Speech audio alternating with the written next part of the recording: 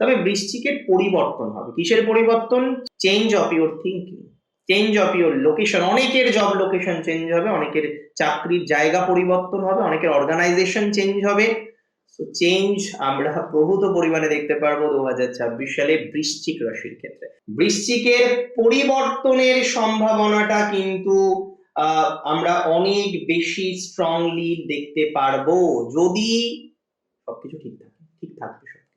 2026-এ বৃশ্চিকের একাধিক পরিবর্তন যোগ আছে, একাধিক, একের অধিক পরিবর্তনের যোগ আছে।